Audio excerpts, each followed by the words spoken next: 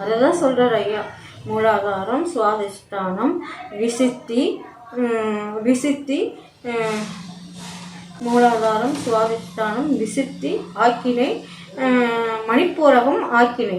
மூலாதாரம், சுவாதிஷ்டானம், விசித்தி, மணிப்பூரகம், ஆக்கினை, துரியம், துரியாதீதம். அதீதத்துக்கு போயிடணும். அங்கே இறைவன் நமக்காக அங்கேருந்து அந்த அதீதத்திலேருந்து நமக்கு கிரகிச்சுக்கிட்டே இருப்பார், பிரவேசிச்சுக்கிட்டே இருப்பார். ஒளியாக ஒருவர், ஒளியாக இருக்கு. அதான் கைகால் கடவுள்களுக்கு கைகால் இருக்கா அப்படின்னு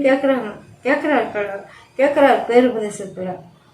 அவர் ஜோதி வடிவானவர். அவருக்கு இறைவன் உண்டு, கைகால் கிடையாது. ஜோதியாக சொரூபமாக இருக்கிறார். சொரூபமாக நமக்கு காட்சி கொடுக்குறாரு. நித்திய தேகத்தை விட்டுறாதீங்க. இந்த தேகம் நித்திய தேகம். இந்த தேகத்தை கவனமாக பார்த்துக்குங்க. அப்போ நம்ம அங்கேருந்து சிந்தனையை அதீதத்தில் வச்சிருந்து அதான் மேலேருந்து அந்த ஒளியை நம்ம கொண்டு வரணும். எண்ணத்தால் நினைக்கணும், அகத்தில் பார்க்கணும். எல்லாத்தையும் அகத்தில் தான் பார்க்கணும். அருப்பெருஞ்சோதியான அகம் புறம் புறப்புறம்ன்றாரு, அகப்புறன்றார். அப்போ அகத்தில் நம்ம கொண்டு வரணும், ஒளி பிரகாசிக்கணும். அப்போ எண்ணங்களை சிந்தையை அகத்தில் தான் வைக்கணும்.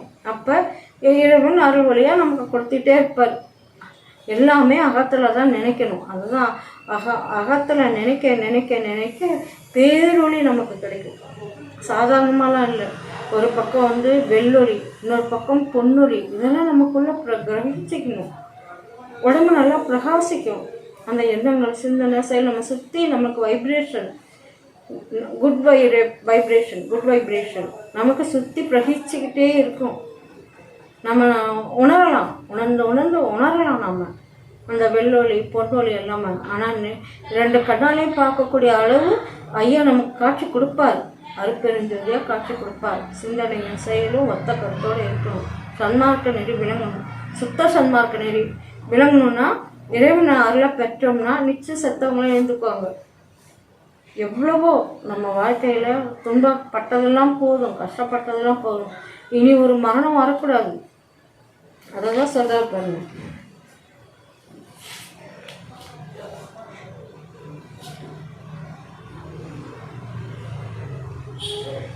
பொருளிலே உலகம் இருப்பதனால் புரிந்து நாம் ஒருவர் பால் பலகால் மறுவினால் பொருளின் இச்சையால் பலகால் மறுகின்றான் என கருதி வெறுவர் என நான் அஞ்சி எவ்விடத்தும் மேவிலேன். எந்தனின் அறிவாய் ஒருவும் அப்பொருளை நினைத்த போதெல்லாம் உவட்டினின் இதுவும் நீ அறிவாய் என்றார். பொருளில் ஆசை இருக்குன்ட்டு உலகம் பொருளில் தான் நமக்கு ஆசை இருக்குது. எதில் இல்லை? வீடு வாங்கலாமா, சொத்து சேர்க்கலாமா, நகை சேர்க்கலாமா, இப்படி தான் உலகில் இருக்க அனைவருமே அதை தான் சிந்திக்கிறாங்க. வாழ்க்கைனா என்ன நம்ம புரிஞ்சுக்கணும். இந்த தேகத்தை எப்படி நம்ம வச்சுக்கணும், அதை தான் ஐயா சொல்கிறாரு. இந்த பொருளில் இருக்கிறதுனால வீடு வாங்கணும், மனம் வாங்கணும், நகை வாங்கணும், இன்னும் பெரிய ஆளாக ஆகணும், அதில் ஒரு பிரயோஜனமும் இல்லை. ஐயா அதான் சொல்ல. அந்த சிந்தனை அப்படியே அங்கே போயிடும். அருளினால் இறைவனை பெறணும், இறைவன் அருளை பெறணும். அதுதான் சொல்கிறாரு. அந்த உச்சஸ்தாயில் ஐயா நமக்கு ஒன்றுக்கு மேலே உச்சந்தாலை கீழே ஒரு கொடி இருக்குன்றாரு இல்லைங்களா. அதை மேலே மஞ்சளாகவும் கீழே வெள்ளையாகவும் இருக்கு இல்லைங்களா. அதனாடி நம்ம சிந்தனையை செலுத்தணும், அகத்தில் பார்க்கணும். சொரூபமாக நமக்கு காட்சி கொடுப்பார். கொடி சாதாரண கொடி இல்லை, அது நமக்கு எல்லாருக்கும் உள்ளது. அகத்தில் அதை பார்க்க பார்க்க ஓங்கி வளருன்றார் அந்த கொடி. அந்த ஓங்கி வளர்றதுல நாமளும் மேலேறி போய்கிட்டே இருக்கணும். கீழே பார்த்தா நான் பிடிச்சிக்கிற தள்ளிடுவாங்க, நம்ம விழுந்துருவோம். விழுந்துட்டா திருப்பி எழுந்திருக்கிறது எவ்வளோ கஷ்டம் தெரியுங்களா. விழாத நோக்கத்தோடு அதான் ஏறா நிலைமிசை ஏற்றிய நிலை இந்த 6 காட்டியே அருப்பெருஞ்சோதி என்றார். நம்ம எண்ணம் செயல் சிந்தனைலாம் அந்த கொடியில் இருக்கணும். உயர்ந்த தம்பம் ஒன்றதே என்றார். அந்த தம்பத்து மேலே ஏறி போக போக விழுந்தேன்றார். இறைவனை காண்றதுக்காக, அந்த இறைவனை காண்றதுக்காக போக போக விழுந்தேன்றார். அப்போ அம்மையை காட்சி கொடுக்குறாங்களாம். எப்படி காட்சி கொடுக்குறாங்க? இறைவனை அம்மைகிட்ட போய் வணங்குறாராம், வேண்டுறாராம். அம்மை என்ன பண்ணுற, அப்பன்கிட்ட போ அப்படின்னு சொல்லி அப்பன்கிட்ட அனுப்பி வைக்கிறாராம். அப்போ அப்பன்கிட்ட போனதான் அவரும் நானும் ஒன்றானேன்றார். எவ்வளோ பெரிய விஷயம். அதெல்லாம் பாட்டெலாம் ஏன் எழுதி வச்சுருக்காரு. பாட்டாலே அவரோட வரலாறே எழுதி வச்சுருக்காரு. என்றும் அழியா பெருநிலையில் இருக்கார். இருப்பேன் இருக்கின்றேன் இருப்பேன் இந்நிலவும் இருப்பேன்ற எல்லாமே அவர் சாதாரணமாலாம் சொல்லலை. இளமையாக இருக்கிறார் ஐயா. நமக்கும் இளமையை கொடுப்பார், முதிர்ச்சியை தவிர்ப்பார். உணவு விஷயத்தில் ஜாக்கிரதையாக இருக்கணும். நம்ம சாப்பிட்ற உணவு நம்ம சுத்தப்படுத்தணும். அந்த உணவை நம்ம எடுத்துக்கணும். அசுத்தப்படுத்துகிற உணவை சாப்பிடக்கூடாது. ஃபாஸ்ட் ஃபுட்டெல்லாம் நம்ம ஒதுக்கணும். நித்திய தேகம் பெறணும். அதுக்கான வழி தான் ஐயா சொல்கிறார். கர்ம சித்திகள் நம்ம பண்ணுற செயல் நம்மளை கர்மாவில் கொண்டு போய் விட்டுடும். தீய எண்ணங்கள் வந்துச்சுன்னா உபகார சக்தி போயிடும் நம்மளை விட்டு. எனக்கு நான் எப்படி சொல்கிறது, அது சொல்லணுன்னா அப்படின்னா எனக்கு நான் 35 வயசு இருக்கும். ஆமாம், 35 வயசில் அருளை எனக்கு ஐயா கொடுத்தார். சாதாரணமாலாம் கொடுக்கல, அந்த அளவுக்கு கஷ்டம். தேன் சாப்பிட்டு 48 நாள் வெறும் தேனை சாப்பிட்டு இருந்தேன். என் பசங்க எனக்காக எங்கள் கமலும் எங்கள் கார்த்தி என்ன பண்ணுவாங்க, தேன் வாங்கி வந்து கொடுத்துருவாங்க. நான் தண்ணியில் கலந்து அதை தான் குடிச்சிட்டு இருப்பேன். இந்த மாதிரி இருக்கும்போது ஐயா காட்சி கொடுத்து அருளே கொடுத்துட்டாரு. அந்த நேரத்தில் அந்த உபகார சக்தியை அதை நான் மேலே மேலே வளர்த்துக்க தெரியல எனக்கு. அதனால தான் பயப்படுறேன், ஏமாந்து விட்டுறக்கூடாது. இன்னமும் ஏமாந்தா இன்னும் மேலே மேலே ஏமாந்தா இனிமேல் ஒரு பிரிவு இருக்காது, நம்ம செத்து தான் மடிவோம். அதனால சாகாத கல்வி பெறணும், சாகாமல் இருக்கணும்னா இந்த உபகார சக்தியை நம்ம பெருக்கிக்கணும். அப்போ எனக்கு தேன் கொடுத்து அப்போ இருந்த இது வேற. இப்போ என்னால் அந்த மாதிரிலாம் இருக்க முடியல. உணவுல நாட்டும் போது ஐயோ ஒரு சாப்பிட்லாமா, இதை சாப்பிட்லாமா, அது சாப்பிட்லாம், அந்த எண்ணங்கள் போகுது. அப்போ என்ன செய்யுது, மற்றவங்கள பார்க்கணும், மனசு மாறலை, வெளியில் சுற்றுறோம், போகிறோம், வரோம். அப்போ உபகார சக்தி நல்ல எண்ணங்கள்லாம் குறைய ஆரம்பிச்சிடுது. எல்லாமே உபகார சக்தி நம்மளை விட்டு குறைஞ்சி போயிடுது. 2-3 தடவை நான் பார்த்துட்டேன் என்னோடய அனுபவத்தில். சுத்தமாக ஒன்றும் இல்லாமல் பிச்சை எடுக்கிற நிலைமை கொண்டு விட்டுடுது. அந்த உபகார சக்தி திருடு பொய் எல்லாமே உபகார சக்தி இருக்கிற. ஏன்னா ஆனால் எங்கள் குடும்பத்தில் இருக்கிறவங்க என்னை விட்டு எல்லாமே பையன் பாருங்கள், மற்றவங்களுக்கு நல்லது. நான் ஏன்னா ஐயா என்ன சொல்கிற பாருங்க, வள்ளலார் என்ன சொல்கிறா அதை நம்ம புரிஞ்சிக்கணும். அசைவம் சாப்பிட்றவங்களுக்கு தண்ணி கொடுக்குறையோ அதோட வச்சுக்கணுன்ற, அது சொந்தமாக இருந்தாலும் யாராக இருந்தாலும் சரி. அப்போ அந்த அறிவு எனக்கு எட்டலை. உபகார சக்தி அவங்களுக்கு சாப்பாடு மட்டும் கொடுங்க, தண்ணி மட்டும் கொடுங்க, மற்றபடி அவங்களுக்கு நல்லது செய்யாதீங்க, அவங்களுக்கு நல்ல எண்ணத்தை கொண்டு வராதீங்க சொல்கிறார் ஐயா. நான் என்ன செய்வேன், அந்த அறிவு எனக்கு எட்டலை. அப்போல்லாம் நல்ல தெய்வீக ஆற்றல் இருந்தது. இறைவன் காட்சி அறிவு எல்லா தன்மையும் இருந்தது. ஆனால் அவங்க சாப்பிட்ற அது அசைவம். என் தங்கச்சி பையனே சீரியஸாக கிடந்தாங்க, 2 பசங்களும். அப்போ அவங்களுக்காக மனசு வருந்தது, கஷ்டப்படுது. அவங்க நல்லா ஆகிடுன்னா ஐயோட்ட இருந்துட்டு ஒப்படைக்கிறான். அவங்க எல்லாம் நல்லா போயிட்டாங்க. அவங்க எல்லாம் நல்லா போய் அவங்க எல்லாம் நல்லா இருக்காங்க. கடைசியில் என்னாச்சு, இன்றைக்கி என் பையனையே இழந்து நிற்கிறேன். அவன் எழுந்து வரணும். ஏன்னா அந்த அளவுக்கு நான் கஷ்டப்பட்டிருக்கேன், துன்பப்பட்டிருக்கேன்.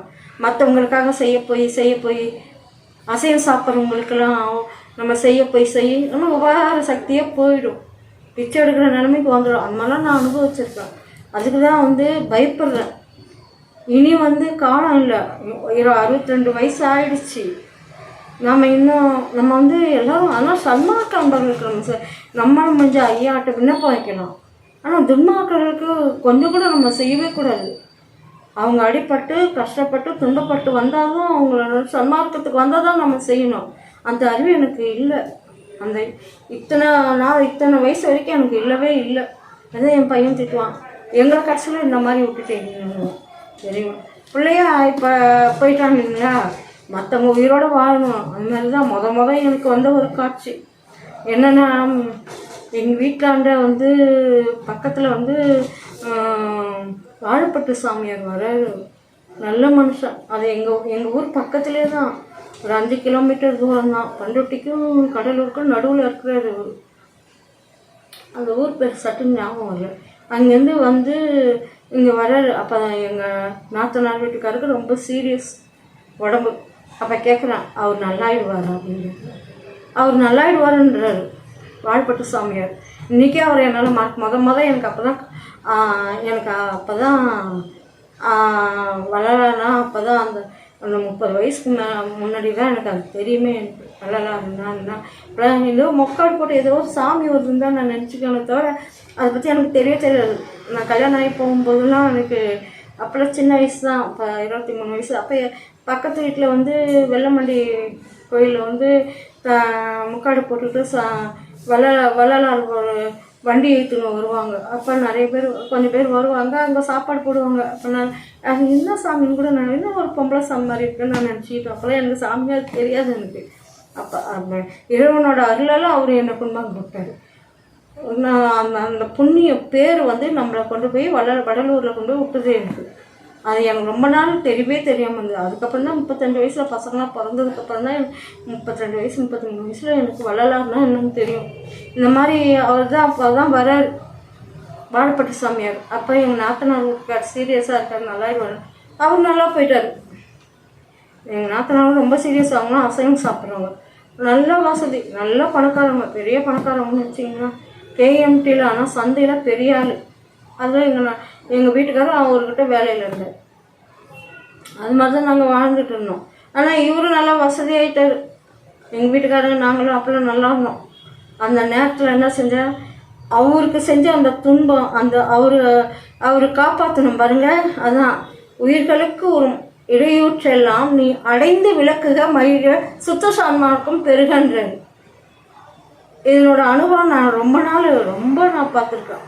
நிறைய அடி மரணடி மற்றவங்களுக்காக. அதுதான் ஐயா சொல்கிறார், ரொம்ப ஜாக்கிரதையாக இருக்கணும், சன்மார்க்கனா ஜாக்கிரதையாக இருக்கணும். நீந்தனா கடலில் போய் நீந்த கற்றுக்கிட்டா பரவாயில்ல, ஆனால் வீட்டுக்கு வந்து ஆழத்தில் கொண்டு விட்டுட்டோம். ஆனால் நல்லா நீந்த பழகினதுனால தான் இந்த அளவுக்காவது நமக்கு அந்த அறிவை இறைவன் நமக்கு கொடுத்துருக்கான்ற எனக்கு ஒரு நம்பிக்கை.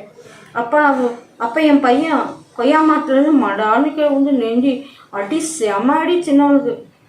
அப்படியே பக்கத்துலேயே மணி டாக்டர், பண்ருட்டில் பக்கத்தில் எதிர்க்கே வீடு மணி டாக்டர்.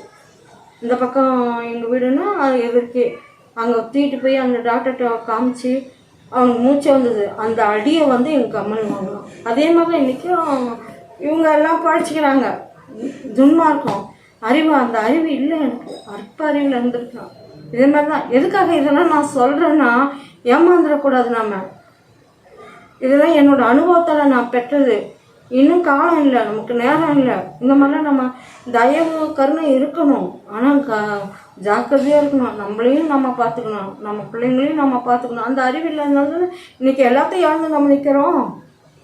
எல்லாருக்கும் நல்லது இது வரைக்கும் என் வாழ்க்கையில் அதை தவிர வேறு எதுவுமே தெரியாது.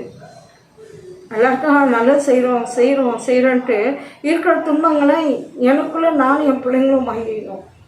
என் வீட்டுக்கார வீட்டு எனக்கு போனது அதுவே அவர் என்ன இது தெரியுங்களா, அந்தெல்லாம் அடி அடி வாங்கணும். நல்ல வாழ்க்கை வாழ்ந்து இப்படிலாம் வாழ்க்கையில் சந்தோஷமாக இருந்தது. கல்யாணம் ஆகாததுக்கு முந்தி தான் நிம்மதியாக சந்தோஷமாக இருந்தேன். அதுக்கப்புறம் செம அடி அடி தான். யாருக்காவது ஏதாவது நல்லது செய்ய போய் நம்மக்கிட்ட வந்துடுதேன்னு அவ்வளோ அவசப்பட்டான். இப்போவும் அப்படி தான். அதுதான் ஒதுங்கி யாருக்கானு எதுக்காக இது சொல்கிறேன்னா, சன்மார்க்கம் எல்லாம் நான் இன்றைக்கி இப்போ அப்போ சின்ன வயசில் எனக்கு 6 அண்ணன் ஒரு தங்கச்சி. அவங்க ஆனாலும் நல்லதே செய்யலை, கெட்டது தான் செஞ்சுதுங்க. அதுவும் துன்மார்க்க நிலையில் இருந்ததுங்க. ஆனால் சன்மார்க்கத்தை பெங்களூர் சங்கத்துக்கு வந்ததுக்கப்புறம் நிம்மதி பெருமூச்சு அடையிறான். எல்லாருக்கும் நல்லது செய்து. இதே மாதிரி தான் பக்கத்து வீட்டில் அந்த அம்மா வந்து அவ்வளோ சீரியஸாக கிடந்தது. ஐயாட்ட விண்ணப்பம் வச்சா உடனே அவங்க நல்லாயிட்டாங்க. புத்துநோயில் இருந்தவங்க அப்போ எல்லாமே அவங்க பசங்களாம் வந்து அழுகுதுங்க. நல்லது நினைக்க போய் அவங்க எல்லாம் நல்லாயிட்டாங்க. கடைசியில் என்ன தெரியுமா, நம்மளை பிச்சைக்காரியோட கேவலமாக நடத்துவாங்க. இதே தான் கேஎம்டி. எங்கள் குடும்பத்தில் இருக்கவங்க நம்ம போல மதிக்க மாட்டாங்க. நம்ம தப்பான அபிப்பிராயம் வச்சுட்டு என்னை கேவலமாக நடத்துவாங்க. அது மாதிரிலாம் அவங்க வசதிக்காரங்க அப்பான்னு அவங்க காசு தான் பேசுவோம். நம்ம மாதிரி மனசு சன்மார்க்கத்தை மட்டும்தான் பேசும். அதுதான் சன்மார்க்கங்களோட ஒத்த கருத்தோடு இருக்கிறது. ஜாக்கிரதையாக இருக்கணும். அப்படி தான் இன்றைக்கி வந்து எப்படின்னா, அந்த அளவுக்கு நம்ம ஜாக்கிரதையாக இருக்கணும். எவ்வளோ கஷ்டம், எவ்வளோ துன்பம் தெரியுங்களா, அதெல்லாம் மீறி எனக்கு வந்து இது அவசியம் இது சொல்லி ஆகணும். எனக்கு நான் போனேன். ஃபஸ்ட்டு நான் வந்து எங்கள் பண்ருட்டிக்கும் புதுப்பேட்டை பக்கத்தில் தான், அது 3 கிலோமீட்டர் தூரம் தான். எதாச்சும் அங்கே போகிறேன்.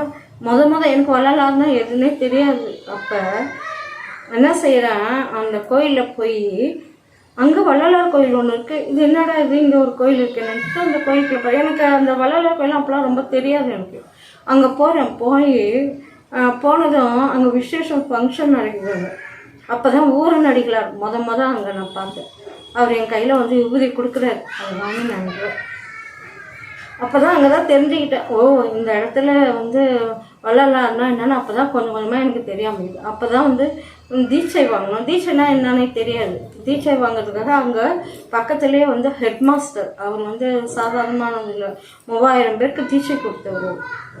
அப்போ அவங்க வீடு அங்கே அந்த புதுப்பேட்டில் அந்த கோயிலுக்கு பக்கத்துலேயே ஒரு 3வது வீடு தான் ஆகும். சரி அவரை பார்க்கணுன்னு போய் பார்க்குறேன். அந்த இடத்துல அவர் இல்லை, அவ்வளோ ஒரு பிரகாசமாக ஜோதியாக எனக்கு காட்சி கொடுத்தாரு. காட்சி கிடைச்சிது. அப்புறமேல் தான் அவர் வந்தார். அவர்கிட்ட பேசினா பழகம். அவர் பேசுறது எனக்கு ரொம்ப பிடிக்கும். ஐயோ நம்ம எவ்வளோ மிஸ் பண்ணிட்டோமே வாழ்க்கையில். இவங்க பெரிய ஒரு 90 வயசு 95 வயசு வரைக்கும் இருந்தார். இவங்களாம் நம்ம வந்து அவங்க மனைவி வந்து சாதாரணமாக இல்லை. அவங்க அவங்க அவங்க 2 பேருமே அவ்வளோ ஒரு பண்பாக இருப்பாங்க, அன்பாக இருப்பாங்க. அவங்க குடும்பம் புதுப்பேட்டையில் இன்னும் இருக்குது. ஆனால் அவங்க 2 பேருமே இப்போ இல்லை, சாதாரணமானவங்க இல்லை. அவங்க அவ்வளோ ஒரு தெய்வீகமானவங்க. அவங்க 3000 பேருக்கு தீட்சை கொடுத்தாங்கன்னா அவங்க வந்து அப்போல்லாம் வந்து வேதாத்ரி மகரிஷி கம்மியம்பேட்டையில் எங்கள் வீட்டுக்கிட்ட இருக்கிற ஒரு பொன்னுசாமியா அவங்க இவங்கெல்லாம் ஃப்ரெண்டு போல இருக்குது இவங்கெல்லாம். அப்போ எனக்கு சொல்லுவார் அவர், இவர் பேர் அப்பர் சாமி அடிகளார். அவர் இவங்க 3 பேருமே ஒன்றா இருந்தவங்க தான் அவங்க காலத்தில். அப்போ எனக்கு இந்த விளக்கம்லாம் சொல்லுவார். அப்போ தான் எனக்கு ஒரு கதை சொல்லுவார். அவங்க வந்து அகல்யான்னு சொல்லிட்டு அவர் கதையெல்லாம் ரொம்ப விரும்பி கேட்பேன். இதுக்குன்னே வியாழக்கிழமை அன்னைக்கு நான் போயிடுவேன். அகல்யான்னு சொல்லிட்டு தலையில் வந்து உன் கணவன் வந்து ரொம்ப சீரியஸாக இருக்கிறாரு. குஷ்டம் பிடிச்சி ரொம்ப உயிர் போகிற நிலைமையில் இருக்கிறாரு கணவர். அவங்க கணவர் பிழைக்கணும்னு சொல்லிட்டு அந்த அகல்யா அம்மா, ஆனால் சாதாரணமாக இல்லை, பெண்கள் தெய்வமானவங்க. அது தமிழ்நாட்டு பெண்கள் அவ்வளோ ஒரு கருத்து, அவ்வளோ ஒரு தெய்வீகமானது. அந்த காலத்துலேருந்து தெய்வீகமானவங்க. இப்போ ஆனால் காலம் மாறி போயிடுது. ஆனால் அதை வந்து புரிஞ்சிக்கல. ஆனால் அப்போ அவங்கள தூக்கி அவங்க வீட்டுக்காரர் தூக்கி கூடையில் எடுத்துகிட்டு போகிறாங்களாம் அகல்யா அம்மா. அந்த அம்மா தூக்கிட்டு போகிறாங்களாம். அங்கே ஒரு முனிவர் வந்து முனிவர் வந்து மரத்தடியில் உட்காந்துட்டுருக்காரு. இவங்க தூக்கிட்டு போகும்போது கால் பட்டுடுது. இந்த கதையெல்லாம் எனக்கு சொல்லுவார். அப்பர் சுவாமி அடிகள் இந்த கதையெல்லாம் எனக்கு சொல்லுவார். கால் படவே அவங்க என்ன பண்ணுறாங்க, அவருக்கு முனிவருக்கு போகுது, நீ எப்படி என்னை எட்டி உதச்சிட்டு நீ போகலாம் அப்படின்ட்டு, உன்னோட கணவர் வந்து விடியறதுக்குள்ளே இறந்துடுவார், சூரியோதயம் உதைக்கும் போது இறந்துடுவாருன்னுறாங்க. அந்த முனிவர் சொல்லிடுறார், சூரியோதயம் உதிக்கும் போது உன்னோட கணவர் அகல்யா அம்மாவோட கணவர் இறந்துடுவார்னு சொல்கிறாங்க. சொல்லும்போது இவங்களுக்கு ரொம்ப கோபம் வந்துடுச்சு. இந்த சூரியனே விடியக்கூடாது, இருளாகவே இருக்கணும்னு சொல்லி சபிச்சிடுறாங்க அந்த அம்மா. அப்போ அந்த பெண்ணுக்கு எவ்வளோ ஒரு சக்தி இருந்தால் அந்த சூரியனே விடியாத அளவுக்கு சூரியனே இருட்டாகி விட்டாங்க. அப்போ தேவர்கள், முனிவர்கள், கடவுளர்கள் எல்லாருமே வந்து அவங்ககிட்ட போய் வேண்டுறாங்க. இந்த மாதிரி முனிவர் சாபம் விட்டாரு, உன் வீட்டுக்காரர் இறந்துடுவாருன்ட்டாரு, என் வீட்டுக்காரர் உயிரோட இருக்கணும்னு சொல்லிட்டு அவங்க வந்து வேண்டுறாங்க. அந்த வேண்டுதல் வந்து என்ன செய்யுது, எல்லாருமே இவங்க விட்ட சாபம் சூரியனே முடியாதமா போயிடும். எல்லா கடவுளர்களும் வந்துட்டாங்க. அவங்க கணவரும் நல்லாயிட்டாரு, அந்த அம்மாவும் நல்லாயிட்டாங்க. அப்போ அந்த சாபம் விலகி போகுது, சூரியனும் விடியுது. அப்பேற்பட்ட வாழ்ந்த பெண்கள் வாழ்ந்த பெண் தெய்வம் சாரதா அம்மா இவங்களாம் வாழ்ந்த ஒரு அபூர்வமான தமிழ்நாடு. அப்படியாப்பட்ட உலகத்தில் கரை கூத்தாடுது, கஷ்டங்கள் வருது, துன்பங்கள் வருது. பெண்கள்லாம் இன்னும் சரியாக புரிஞ்சிக்காம வாழ்க்கையை எப்படி வாழுதுன்னு இன்னும் புரிஞ்சிக்காமல் இருக்காங்க. நல்லவங்களும் இருக்காங்க. அதே சமயம் எப்படி சொல்கிறது, அதெல்லாம் நான் சொல்லக்கூடாது. ஏன்னா சன்மார்க்கத்தில் இருக்கோம், அவங்களும் வரணும், திருந்தணும். மகானம்னா என்ன, அதுதான் நம்ம கடைப்பிடிக்கணும். ஒழுக்கம்னா என்ன, என்னையும் தூத்துனாங்க. இது வரும், இந்த மாதிரிலாம் துன்பங்கள்லாம் வரும். நாம் சும்மா இருந்தாலும் வேணும்னா நம்ம தள்ள அள்ளி கொட்டுவாங்க குப்பையை. அது புரிஞ்சிக்காதவங்க தவறான நிலைக்கு போயிடுவாங்க. ஆனால் புரிஞ்சுக்கிட்டவங்க ஜாக்கிரதையாக இருப்பாங்க. நல்லவங்க எல்லாருமே. ஆனால் அதை புரிஞ்சிக்காத விதத்தில் கஷ்டம் என்னன்னு தெரியாமல் எப்படியோ எவ்வளோ பாழைக்கு குடும்பங்களை வீணாக்கி எவ்வளோ பேர் பெண்கள் நிலையெல்லாம் ரொம்ப துன்பத்தில் விழுந்துட்டுருக்கு. ஆனால் அவங்களாம் எல்லாம் நன்மை பெறணும், எல்லாருமே நன்மை பெறணும். அது ஒரு இந்த மாதிரி என்னையும் தூத்துனாங்க, கேவலமாக பேசுனாங்க, அந்த மாதிரிலாம் நடந்தது. ஆனால் ஒழுக்கத்தை மட்டும் விடலை. அப்போ தான் அவர் வராரு எங்கள் வீட்டில் கிரகப்பிரவேசம் பண்ணி வீட்டை வந்து பண்ணுறோம். அப்போ அப்பர் சாமிகளும் அவங்க மனைவி எங்கள் வீட்டுக்கு அவங்க கூட எல்லாருமே வராங்க. சன்மார்க்க அன்பால் ஒரு சிலர் வராங்க. எங்கள் வீட்டுக்கார்ட்ட இல்லாதன்னு பொல்லாதுன்னு சொல்லி அப்போ தூத்தி.